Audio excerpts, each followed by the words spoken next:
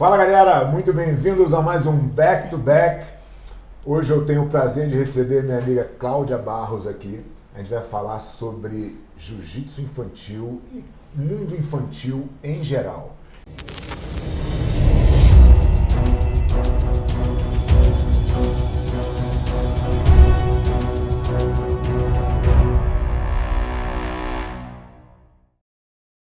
Se você não está ainda inscrito no canal, se inscreve agora. Se você está escutando esse programa no podcast, seja muito bem-vindo também. Cláudia, um prazer ter você aqui. Também, uma honra. Fábio. Muito bacana. Bom, a nossa história começou, na verdade, quando a gente decidiu reestruturar o nosso modelo de ensino para crianças na Aliança, né? Mas eu queria voltar um pouquinho atrás, antes da gente falar disso, e falar como é que você entrou nesse universo infantil, né? Como é que foi onde começou toda a tua entrada?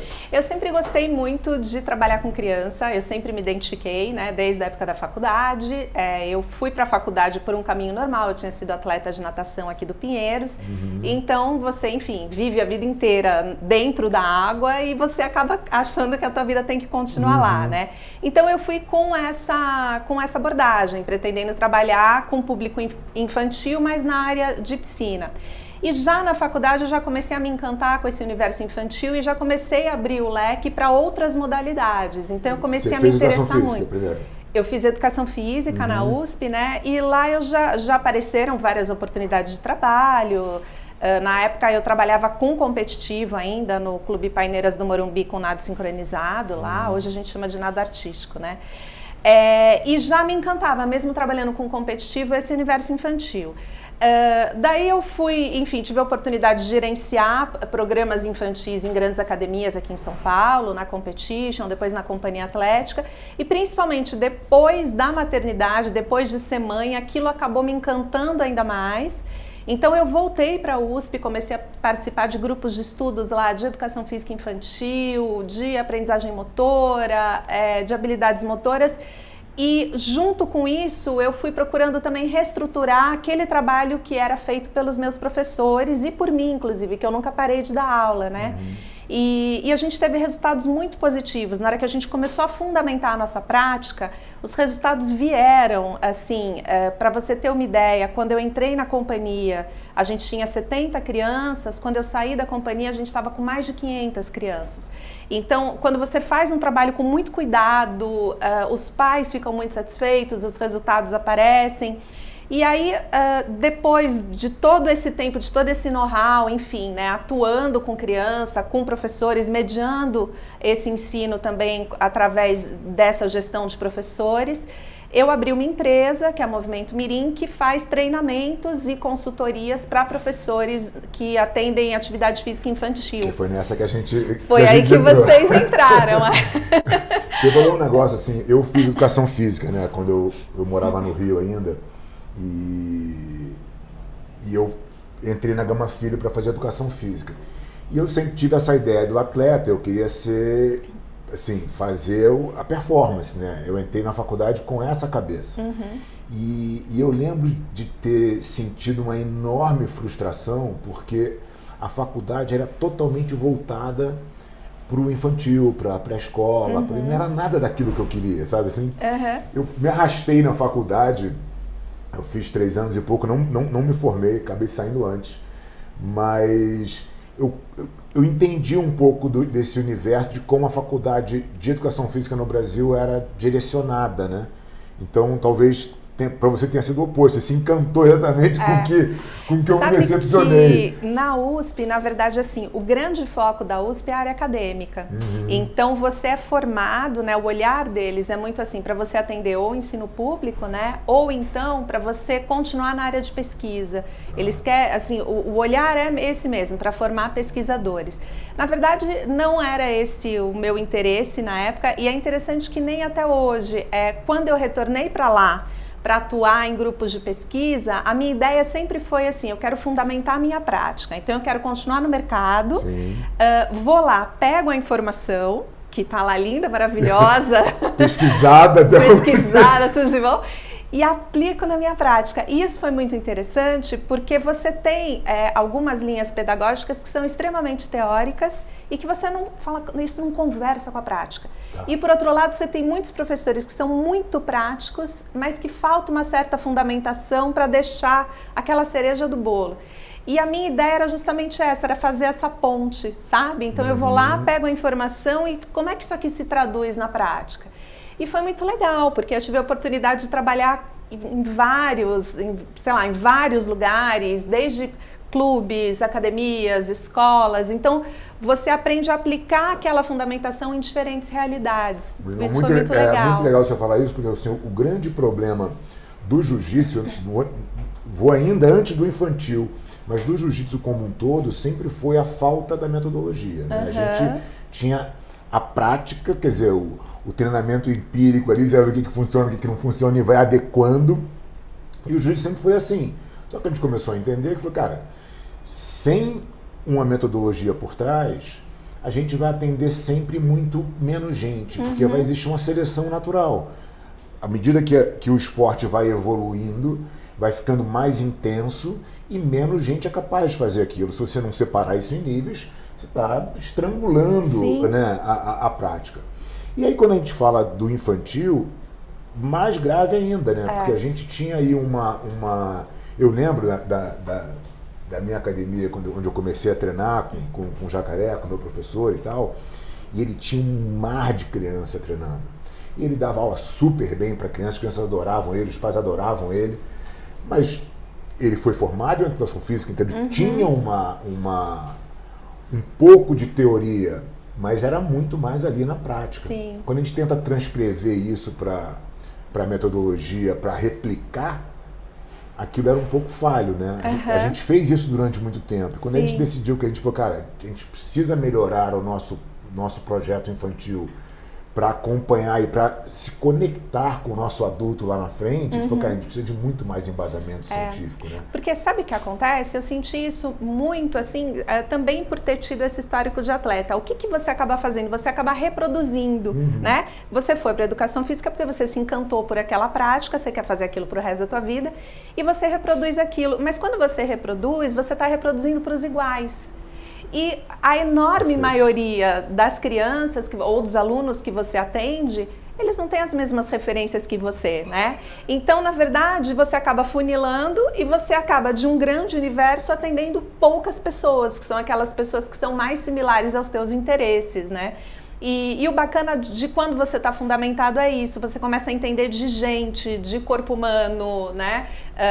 Enfim, de comportamento, e até quando a gente está falando de criança, de comportamento parental também. Então, como que a gente começa a se colocar no lugar desses pais. Por isso que, acho que depois que eu me tornei mãe, eu comecei a trabalhar melhor com essas crianças, né? Porque eu me colocava no lugar desses pais. Sim. E eu começava a entender aquela aula pelo olhar deles. Eu acho que os professores, inclusive, aí já é uma coisa também, de novo, sem muito estudo, mas na prática, os professores que têm filho, naturalmente têm uma facilidade maior, né? Porque eles passam por aquilo. Porque eles passam por aquilo, eles só replicam a mesma coisa. Mas, de novo, a gente não pode, né, como instituição, depender desse tipo de coisa.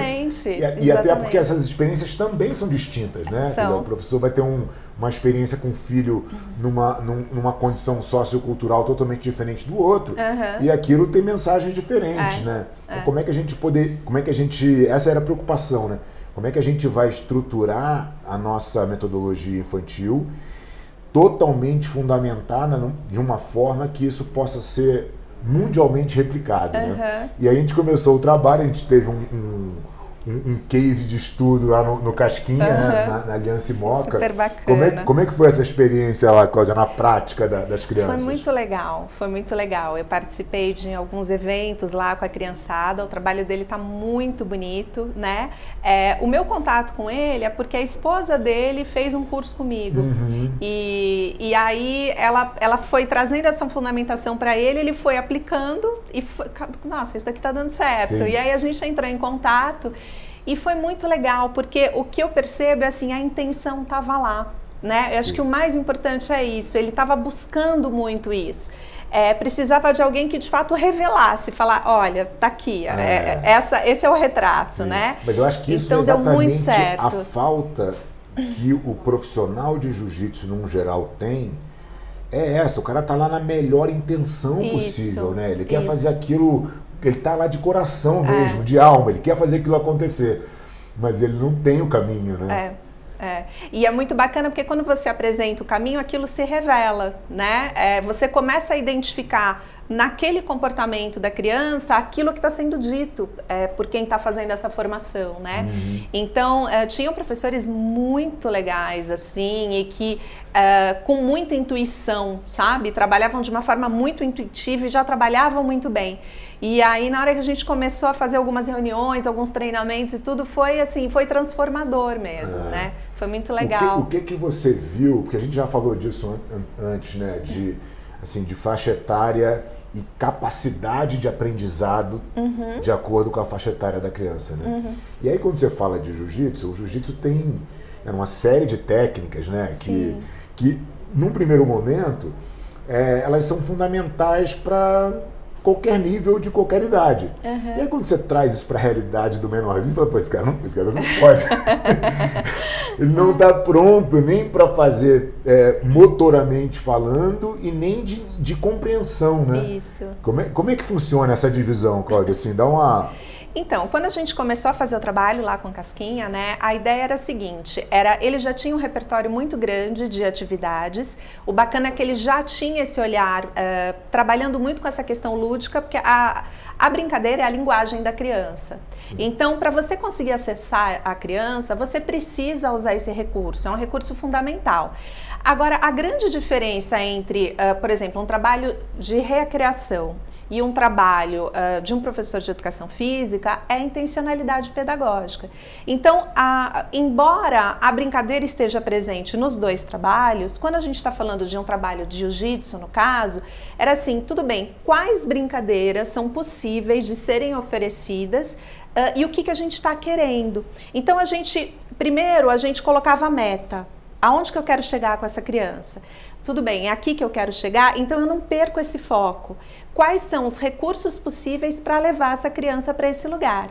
E aí, então, a gente foi construindo um repertório gigantesco de atividades, de brincadeiras, né? Brincadeiras, jogos estão muito legais. Muito legais, mas não é qualquer brincadeira, né? Sim. Acho que isso que é importante que a gente diga. Porque se a gente não tem essa fundamentação, é o brincar pelo brincar. E o brincar pelo brincar é divertido, mas é uma recreação. Sim. Nesse caso, não. É o brincar com foco num determinado objetivo. Então, a gente foi fazendo uma seleção e transformando, inclusive brincadeiras da cultura popular, mas que você transforma as regras e através dessa manipulação de regras, você consegue fazer com que a criança aprenda o que fazer com o corpo, né? Sim. Então, por exemplo, se a gente for falar de pega-pega, não é qualquer pega-pega. Então, a gente foi organizando as regras de determinados pega-pegas, por quê? Porque a gente precisava trabalhar com a esquiva. Isso é fundamental no jiu-jitsu. Então, na hora que a gente foi começando, e quando você trabalha com esquiva, você está ensinando aquela criança a antecipar uma situação que ainda não está na frente dela, sim, mas que ela está antevendo alguma coisa. Isso, a criança pequena, ela não trabalha com essa perspectiva de futuro, ela trabalha com uma perspectiva de presente, o aqui e agora. Sim. Quando você apresenta esse tipo de brincadeira para ela, para se esquivar do pegador, ela tem que supor que ele vai naquela direção ali, né? Então ela tem que organizar aquele corpo para se esquivar dele. Isso é incrível, porque você já vai ensinando essa criança a antecipar um cenário que não está na frente dela, mas que está próximo de acontecer, e ela aplica isso. Então tem uma inteligência incrível, né? Isso é super bacana para vocês. E isso é fundamental, porque quando a gente fala de jiu-jitsu, o que é o mais importante? Quem é o melhor de jiu-jitsu? O melhor de jiu-jitsu, eu costumo dizer que não é quem sabe mais técnica. É quem conecta melhor as técnicas que sabe. Exatamente. Né? Então você antever o posicionamento do seu adversário e conseguir encaixar ali a técnica perfeita, as conexões de movimento, elas são a total representação do que é o jiu-jitsu. Então quando a criança, desde muito cedo, começa a ter esse tipo de estímulo, né, ela vai ser muito mais preparada para quando ela acoplar dentro do nosso método. Aí ela vai embora. Ela já vai estar muito mais à vontade, entendendo, já se desenvolveu muito mais, né? O que você está dizendo é que a brincadeira, ela é uma brincadeira totalmente direcionada, né, para o que a gente quer que aquela criança conquiste naquele momento, isso aí. né? Na verdade, quando a gente foi construir essas brincadeiras, eu e o Casca, né, a gente tinha, como eu estou te falando, a gente tinha essa meta, então o que eu quero desenvolver com essa criança, tudo bem? Então a gente tem esse jogo, que tipo de organização, então desde assim, quantas crianças vão participar, é um jogo de oposição, não é um jogo de oposição, quanto tempo ela guarda para aquilo, tem todo esse cuidado, então é uma brincadeira totalmente manipulada, sabe? Então assim, a gente tem o lúdico, que ele é fundamental nesse universo infantil, mas, de verdade, aquilo é uma atividade, assim, que, enfim, demandou muito planejamento. As pegas, a mesma coisa. Então, por exemplo, a pega que para vocês é tão importante, a gente coloca a criança de pendurada umas atividades que a gente está chamando de bicho preguiça, né? Então, ela tá lá de pendurada, para ela é uma delícia ficar balançando, mas ela tá balançando se sustentando numa faixa só, né? Então, a gente foi pensando em tudo isso. Quais eram as habilidades necessárias para que a gente tivesse êxito no jiu-jitsu, para que de fato a gente estivesse pensando na formação desse aluno dentro do jiu-jitsu e como que a gente vai preparar para ele conseguir aquilo, né? Teve, assim, muita reflexão nessa construção toda. Sim. Agora, a gente está falando da parte motora, né? Do que a criança tem capacidade de fazer, como é que a gente pode usar essas brincadeiras e tal. Mas dentro das brincadeiras ou dos jogos, né, a gente tem jogos de luta específicos, existe o componente emocional, né? Já começa a entrar ali o ganhar e perder, né? Onde é que entra exatamente essa história e como é que funciona a construção, né, desse ser antifrágil, né? Eu vou usar aqui uma definição do Nicolas Taleb aí, que eu acho que é uma coisa importante da gente começar a fazer, principalmente a criança, né, vivenciar assim, essa coisa de ser pouco, de realmente ser pouco frágil, né, de se acostumar com o imprevisto, de se acostumar com as intempéries e sair mais forte disso, né, de alguma maneira. A gente teve esse cuidado, inclusive, na construção das brincadeiras. Então, eu vou dar um exemplo. Uma brincadeira que a gente construiu, que a gente chama rouba-cone, né? Então, você tem 4 grupos e qual que é o objetivo? Em cada um desses 4 grupos, na frente desses 4 grupos, você tem um aro lá, um bambolê, enfim, e você precisa colocar 3 cones nesse bambolê para vencer a atividade. Quer dizer, uma criança de cada vez corre, vai até um determinado local, pega um cone e coloca nesse bambolê. Na hora que a equipe conseguir 3 cones lá na sua frente, venceu o jogo. Qual é o problema? Esse lugar para onde ela corre para pegar esse cone, o número de cones é limitado. Então, na hora que acaba, para ela conseguir construir a sua torre lá com os 3 cones, ela pode roubar da equipe adversária. E é muito legal porque enquanto o jogo está acontecendo, você está prestes a colocar o 3º cone. Na hora que você vai colocar o 3º cone, alguém da equipe adversária veio e roubou o teu.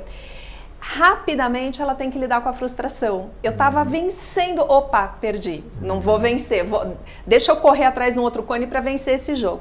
Então, o jogo todo ele foi construído para a criança, em muito pouco tempo, lidar com a frustração, mas ter que se reorganizar, porque o jogo ainda não acabou. Você estava quase ganhando, você não ganhou, tudo bem, mas você ainda pode ganhar porque o jogo não acabou, né? Então, todo esse cuidado a gente foi fazendo na construção das atividades, porque a criança pequena, se a gente vai falando de uma criança com 5 anos mais ou menos, ela está saindo dessa fase egocêntrica, né? Então, para ela, a competição às vezes não tem tanto sentido assim. E a gente precisa mobilizar essas emoções nela.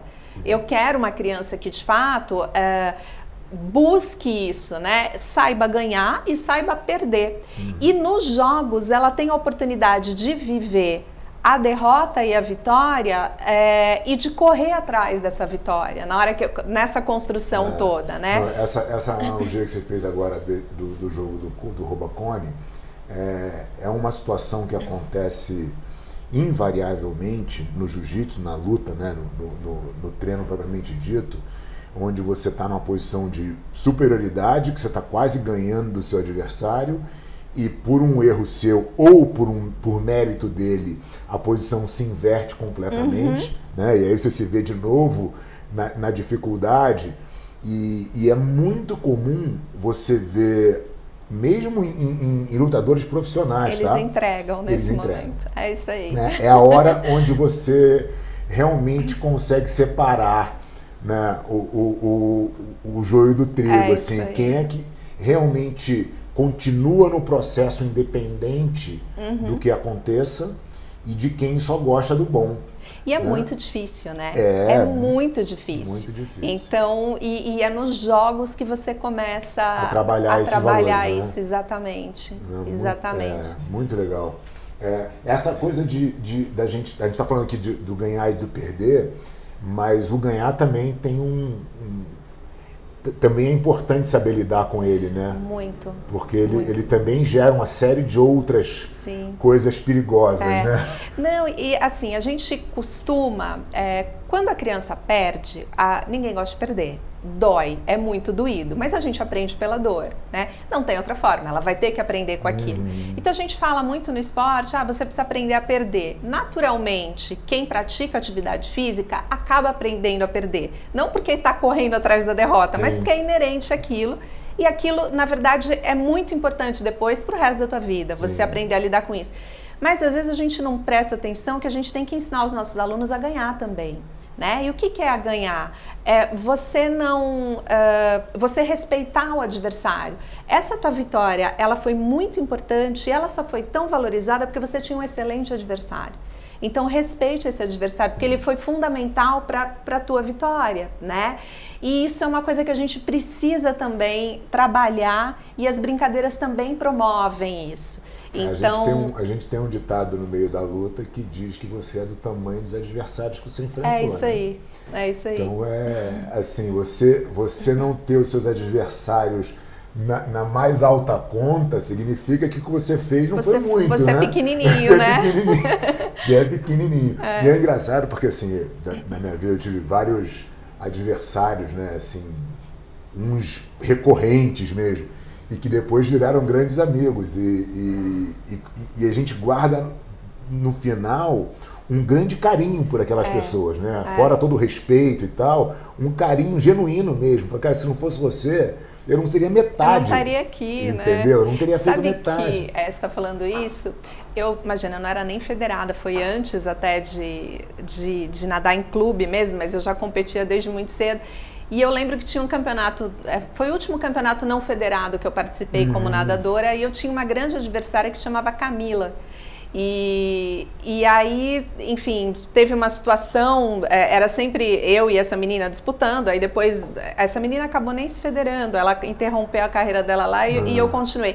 Mas ela foi tão importante para mim, a minha filha chama Camila. Olha que coisa, né? Então você carrega aquilo, né, com você, você fala, caramba, né, por que você apareceu na minha vida nesse momento, né, que eu corri atrás para vencer você e olha a importância que você teve, né?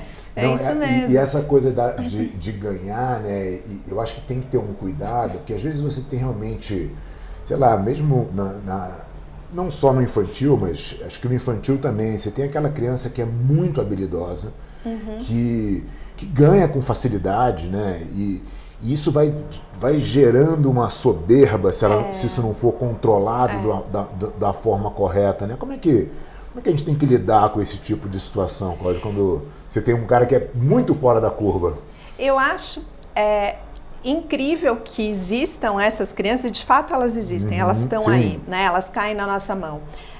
Mas a gente precisa ter esse outro lado, por isso que é tão importante essa fundamentação. Porque se a gente pega um professor com um olhar só técnico, ele também mobiliza essa soberba na criança. Sim. Porque ele potencializa aquilo. Ele tem o orgulho daquilo, né?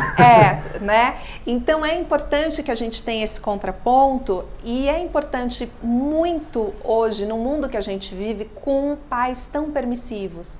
A gente hoje dá aula para crianças que são fruto de educações muito permissivas, né? Então, de certa forma, para compensar eventualmente uma ausência por conta de trabalho, alguma coisa assim, a educação de forma geral, isso independe de classe social, isso é generalizado, ela está muito permissiva. Então, se você pega essa criança extremamente habilidosa e que é mobilizada, esse sentimento de soberba, com uma educação permissiva, isso não vai dar certo. Né? Vai dar uma caca lá na frente. Não tá boa, né? Vai dar... E aí que entra esse nosso olhar, né? Porque como professor de educação física, normalmente a gente é uma referência muito importante para as crianças. Então, eu acho que a gente precisa ter esse cuidado também.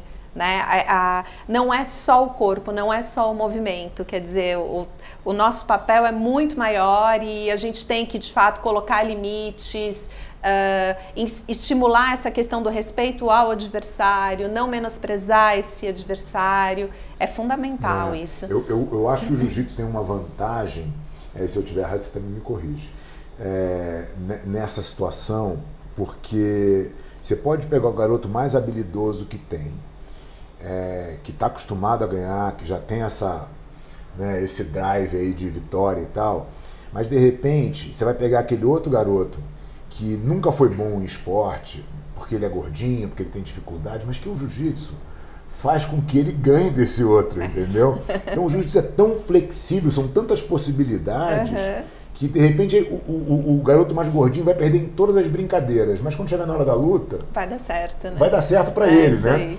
Então você consegue fazer com que todo mundo ganhe e que todo mundo perca dentro daquele mesmo universo, né? E eu acho que você não ter essas duas pontas é ruim, né? Você só perder é muito ruim. E você só ganhar também é tão ruim quanto. Também não é legal. Né? Bendita seja a frustração, né? Como ela é importante. Eu acho que você falou uma frase que eu acredito muito, que assim, não tem crescimento fora da derrota, fora da dificuldade, né? Fora do estresse. Você vai crescer ali, né? É ali que é da frustração, enfim. Qual vai ser o componente negativo que você vai conseguir colocar dentro daquele ambiente controlado que vai te proporcionar o crescimento, né? E a gente tem que observar muito, porque acontece, isso também é uma questão que a gente traz, né, para os professores. A criança, mais ou menos em torno de 7 anos, ela começa a entender a regra, porque até os 7 anos, o que você colocar como professor, aquilo vai acabar sendo seguido, porque ela vai entender, enfim, que você é uma autoridade, que você está colocando aquilo, então a tendência é que ela siga. A partir dos 7 anos, mais ou menos, o que acontece? Ela começa a se interessar pelo porquê daquela regra. E nesse momento é o momento que começam a aparecer muitos conflitos. Porque ela quer saber por que aquilo serve, mas ao mesmo tempo ela ainda está imatura para aquilo. Então o que começa a aparecer? Isso está no discurso de todas as crianças entre 7 e 10 anos. Isso é injusto. Todos eles falam, isso é injusto, você está roubando. Ele pode ter vencido o jogo, mas ele está questionando e está dizendo que aquilo é injusto. Então esse é um momento fundamental para a gente contextualizar essas regras. Na hora que a gente for construir os jogos, são poucas regras que aquele jogo, que deve compor aquele jogo, porque certamente os conflitos vão aparecer, sempre vão aparecer. Sim. E é aí que a gente entra com esse olhar de educador mesmo. Né, de contextualizar aquilo que aconteceu, de trazer a criança para o prumo, isso é fundamental. Esse grupo etário é um grupo etário assim, muito, que traz muito conflito, por esse perfil, exatamente por essa questão do desenvolvimento. E talvez essa seja uma ótima oportunidade, né? Exatamente. Trazer esse conflito é uma ótima oportunidade para quem sabe trabalhar e a gente poder resolver, né? O mundo é injusto às vezes. O mundo não é tão perfeito como ele foi para você até agora, né? E você tocou num ponto que eu acho muito legal da gente reforçar, que é essa permissividade, né, da criação, né, dos pais e tal. Onde está a causa disso e como combater isso, né? Mesmo para os pais que estão assistindo a gente aqui, como ser menos permissivo? Né? Gente, é muito duro, porque na verdade, quando nasce aquela coisinha, né, você olha para aquilo e você fala, como é que eu vivi toda a minha vida se tudo que me interessa na vida agora está aqui, né? É muito, muito forte. Então é natural que a gente não queira que nosso filho se frustre, enfim, que você tente amenizar a vida desses caras, né? De alguma forma. Agora, o que a gente tem que fazer como professor é o seguinte: uma vez que eu sei que isso acontece, eu não posso me opor a esse pai. Ele não está num campo e eu estou no outro. A gente está junto, claro, porque a gente quer o melhor para essa criança, né? Esses pais, gente, não são psicopatas, eles só são pais, mais nada, né? E a gente, muitas vezes, a gente tem muito bode, porque vem muitas reclamações, se o filho se frustrou, mas poxa, né? Como é que esse professor fez isso comigo? Na verdade, se você está muito fundamentado, você consegue fazer grandes parceiros. E é incrível, porque essa parceria tem tudo para dar certo. A grande questão é que quando a gente recebe questionamento, se a gente não está preparado para aquilo, se nem a gente sabe o que a gente está fazendo, né? Total. Você está rendido. E pai também precisa de limite. E a gente também é permissivo com os pais quando a gente não está fundamentado. Então a gente permite que eles invadam a nossa aula, que é inviolável. Aquele espaço é inviolável, ninguém pode entrar, é uma relação minha com a criança, né? A gente permite muitas vezes que eles tomem algumas decisões que competem a gente. Então, assim, se a gente é permissivo com eles, isso vira uma grande cadeia, né? Vira, enfim, essa engrenagem não roda direito. Você falou agora do espaço inviolável. Eu já vi umas cenas no jiu-jitsu muito engraçadas, né? Para não dizer tristes, né? Mas de pais botando o filho para lutar, porque aí ele bota toda a expectativa, né? Às vezes uma frustração dele próprio, né? De querer ser um lutador, sei lá qual é o drive desses pais, mas assim, ele torcendo pro filho na aula, mas tipo, gritando, como se, assim, num ambiente que não tinha como ele fazer aquilo, né? Mas ele tá tão emocionado com aquela história. É uma projeção, uma né? projeção que ele invade o espaço realmente, né? E é bem o que você falou, né? Essa permissividade do professor, de permitir que isso aconteça. Exatamente. Por não ter a fundamentação. Então, a nossa preocupação, né, desde o início desse processo que a gente fez junto e construiu junto no método infantil, foi justamente esse. Assim, trazer fundamento para falar, cara, isso aqui não por isso. Né? Não é porque eu acho, é porque é assim que funciona. Né? Que se a gente não está confortável com aquilo, a gente acaba permitindo essas entradas, né? Agora, quando a gente está muito... E também tem alguns discursos muito rasos, né? Então, se aquela pessoa não está fundamentada e não tem certeza daquilo que ela está fazendo, ela traz aqueles discursos de lugar comum e que não convence, porque nem ela está convencida daquilo, quanto mais o pai daquela criança.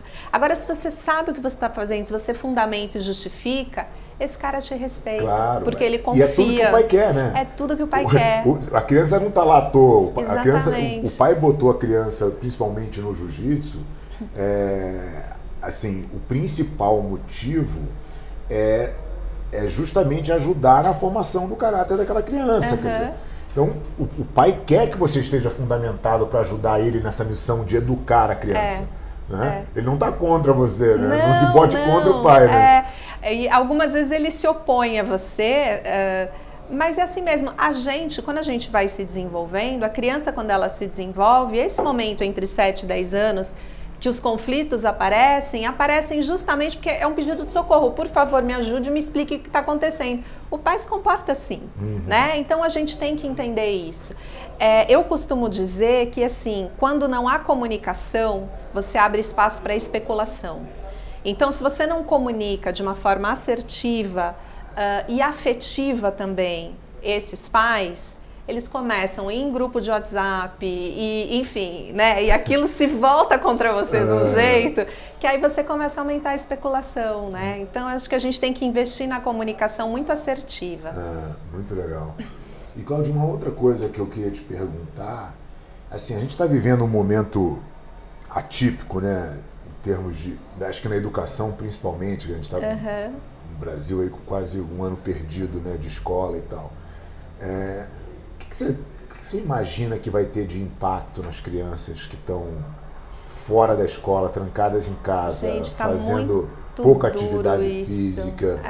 O que você está vendo aí de problemas no horizonte aí? Nossa, eu não tenho essas respostas ainda hoje, porque quando essa história começou, a gente imaginou que era por pouco tempo. E pouco tempo a gente se reorganiza. A gente se reorganiza e até esquece, né? Porque ninguém quer ficar lembrando de coisa ruim. Mas a questão é que isso está se estendendo, né? A gente está num momento gravíssimo. Ontem foi o recorde de número de mortes aí da pandemia e tudo, né? Então, assim, eu não sei exatamente o que vai acontecer. A gente tem, sim, perdas de aprendizagem, isso é fato, porque isso acabou se estendendo por um tempo muito prolongado. E a gente tem uma situação de uma insegurança generalizada, porque existe aí uma instabilidade econômica, não tem como, a gente adulto, a gente está inseguro em relação a isso, e em relação à nossa saúde também. E as crianças sentem isso. Né? Elas percebem isso, elas recebem isso. E elas sentem, normalmente a criança sente isso sem ter maturidade para entender. Quando qualquer conflito que exista dentro de casa, a gente pode tentar esconder, mas a criança percebe, ela sente. Só que agora isso está aparente, porque a gente vai para a rua com máscara, a gente vai para a rua se cobrindo, né? Toda vez que a gente se cobre, que a gente não está exposto, isso acaba amedrontando de certa forma, porque a gente está mostrando que a gente é vulnerável, que a gente precisa daquela cobertura para se tornar um pouco mais seguro. Então eu imagino que a gente vai receber sim crianças muito mais inseguras. Eu tenho ouvido isso dos professores, que está difícil de trabalhar hoje com as crianças, porque de fato tem essa questão da insegurança. E gente, até o ano passado, quando a gente ainda não tinha a ideia de que, enfim, a máscara era necessária, a gente não sabia exatamente o que estava acontecendo, isso parece que faz 10 anos, mas faz só um ano, está fazendo um ano agora, né? Você tinha medo de ir no supermercado. Então, a criança pequena, se a mãe saía de casa para ir fazer compra no supermercado, ela não sabia, enfim... Como é que você vai explicar para uma criança que uma coisa invisível te mata, né? Pode te matar, enfim. E a gente está num momento agora que muitas pessoas que a gente conhece já perderam, enfim, parentes, né? Ou a gente já perdeu. Então, a criança percebe tudo isso, né? Eu acho que a gente vai lidar com crianças muito mais inseguras. A gente vai ter que investir muito nesse asseguramento. Por outro lado, crianças que estão malucas para se exercitar, porque elas estão aprisionadas, né? Elas estão fora da escola, estão fora de relações. Então, o meu ponto é esse, sem querer entrar aí também em soluções, porque ninguém tem, mas a escola ficar fechada... É triste demais. O que me preocupa é assim, a consequência disso talvez seja muito mais cara do que o risco real das escolas estarem funcionando, né? É claro que existe o risco, todo mundo que sai na rua hoje, de certa maneira, está correndo algum risco, controlado, uns mais, uns menos, mas o vírus está aí e tal, é uma pandemia mundial. Mas encerrar a atividade escolar por um período tão longo tem uma consequência muito grande, imagino, né? Embora não consiga calcular. Por isso que eu pergunto para você, tem como a gente mensurar esse problema para frente do que vai acontecer das crianças? Eu acho que tudo vai depender, assim, de quanto tempo isso ainda vai durar, né? Eu acho que se isso durar pouco tempo, pode ser que a gente consiga reverter isso de alguma forma. Eu acho que tem crianças que têm momentos muito críticos, né? Então, por exemplo, as crianças nessa fase de alfabetização, os adolescentes que estão, de repente, no terceiro ano do ensino médio... As faixas etárias vão ter resultados diferentes, né? Esses vão ter marcos, sabe? Esses marcadores... Sim. A gente vai ter grandes impactos nesses anos aí, enfim, da escola, que são marcadores. Eu acho que aí é mais complicado. Tanto em termos de aprendizagem quanto em termos de relações mesmo, né? Como é que você sai do colégio, por exemplo? A minha filha agora está no terceiro ano do ensino médio. Meu filho entrou na faculdade um ano retrasado. Ele não sabe o que é faculdade ainda. Sabe, está fazendo engenharia pelo computador. Então, assim, ele tem saudade do colégio. Gente, como é que você tem saudade do colégio estando na faculdade? Faculdade é a melhor época da tua vida, mas ele não sabe o que é isso ainda, né? Então, esses marcadores, você sair do colégio sem uma formatura, sem aquele ritual, isso para a nossa vida é fundamental. E a gente está abrindo mão de tudo isso, né? Sim. Então, isso é estranho.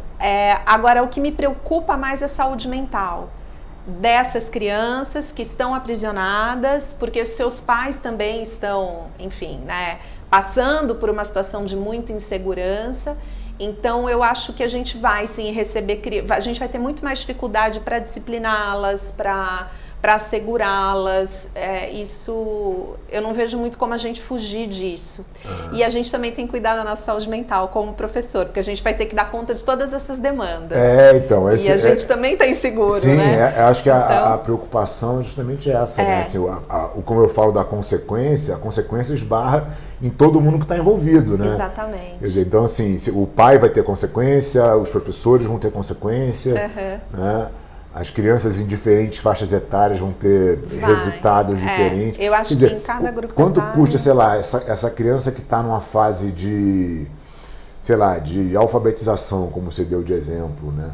E ela vai ter um gap aqui importante. Quanto isso vai atrasar ela de fato, né? Atrasa, porque na verdade frente, a leitura é meio assustador. Porque, por exemplo, para você resolver um problema matemático, você precisa entender o texto, você precisa entender o enunciado.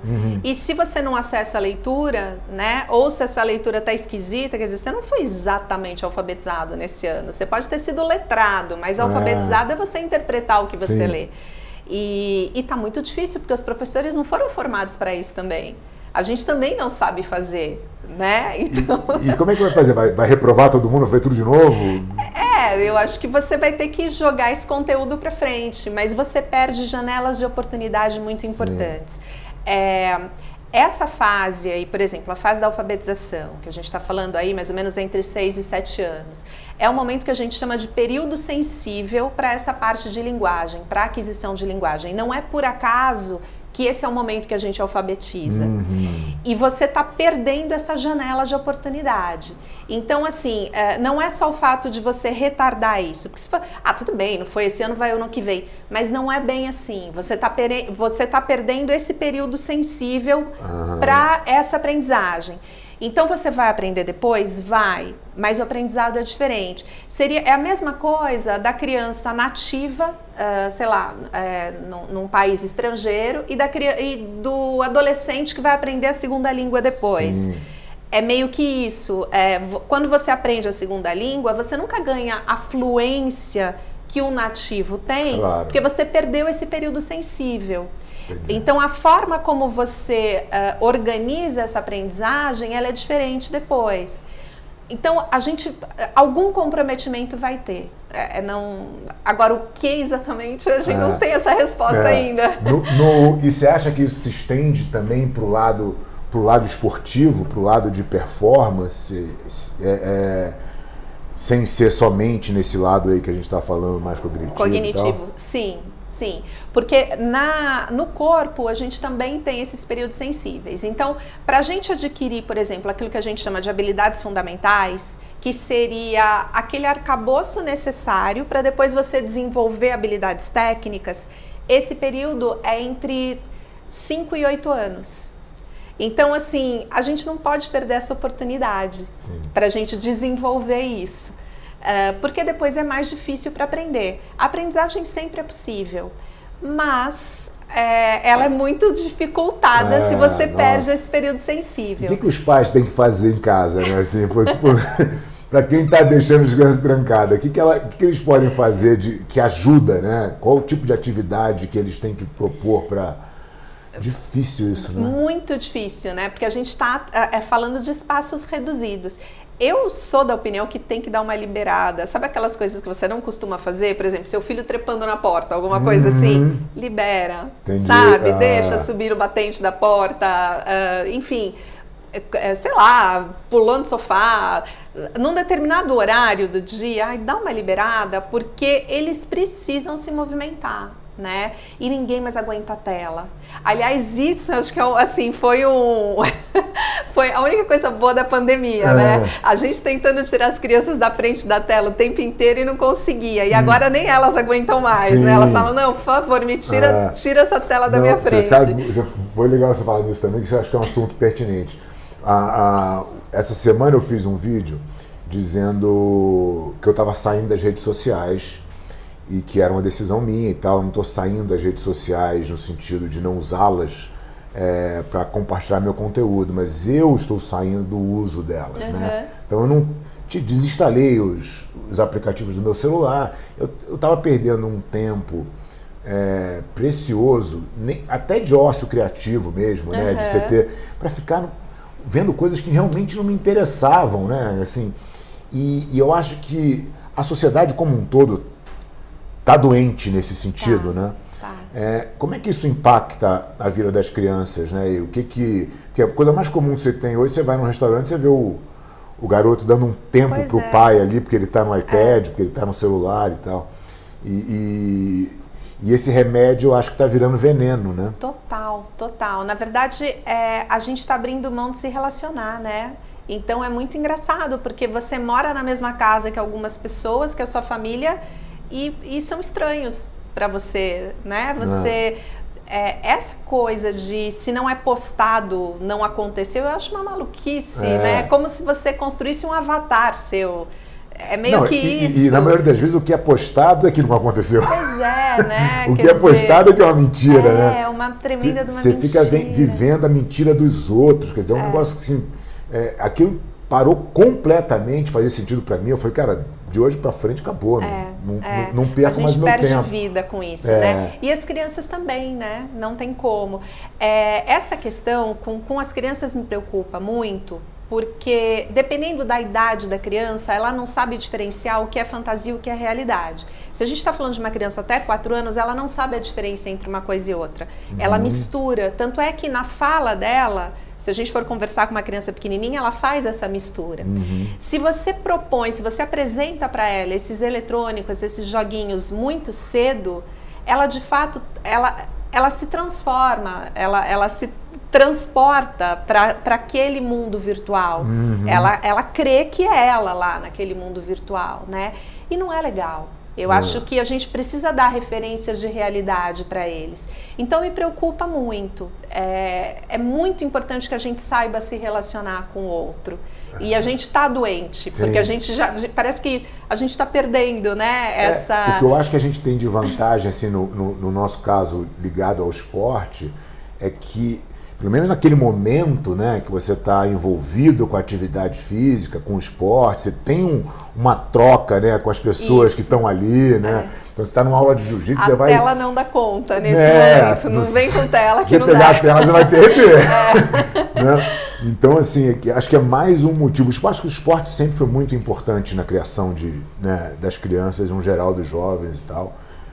Eu fui extremamente beneficiado por ter sido criado nesse ambiente, né? Eu fiz vários esportes na minha vida. Eu descobri o jiu-jitsu com 13, mas quando eu comecei a treinar jiu-jitsu, eu já tinha jogado vôlei de forma federada por alguns anos, tinha nadado, tinha jogado tênis, eu tinha competido em tudo que eu tinha de esporte possível, eu jogava futebol desde cedo. Meus pais sempre me incentivaram muito a fazer esporte e competir, até a hora que eu achei o jiu-jitsu. Falei, cara, agora é que eu vou... Achei o que eu quero fazer e vou me especializar nisso. Mas eu sempre tive esse contato com o esporte, e hoje as crianças têm cada vez menos, né? Porque elas estão esse mundo paralelo virtual está tomando muito mais tempo delas, né? Toma tempo demais. E a gente percebe muito com os adolescentes, né? Como eles não sabem mais se relacionar, então é uma coisa tão maluca isso. Tudo assim, enfim, foi tudo trocado, né? São outros sinais. Eu acho muito... Não é legal. A tecnologia está aí, é fato. Não adianta a gente trazer esse saudosismo. Porque eu gostaria que meu filho jogasse bola na rua. Gente, desculpa, nada disso. Não é por aí, né? Mas eu acho que a gente tem que ter medida nas coisas. A gente tem que ter esse cuidado. Porque o que acontece assim, o que é mais legal, né? Eu ser a Cláudia ou eu ser a Mulher Maravilha? Certamente, se eu for a Mulher Maravilha, eu tenho superpoderes. E a tela me proporciona esses superpoderes. Esse avatar que eu tô falando, que a criança acaba criando na hora que ela tá na tela, ele tem poderes ilimitados. Então ela se transporta para aquilo e ela acaba abrindo mão de viver quem ela é de fato. Isso é muito complicado, isso é muito perigoso. E aí ela não quer nem ser mais quem ela é, né? Não, aquilo não dá conta de tudo que ela precisa, então ela se frustra com aquilo, né? E aí ela vai para a tela. Tanto é que a gente vê, né? Essas crianças que são literalmente viciadas nisso, faz muito mal.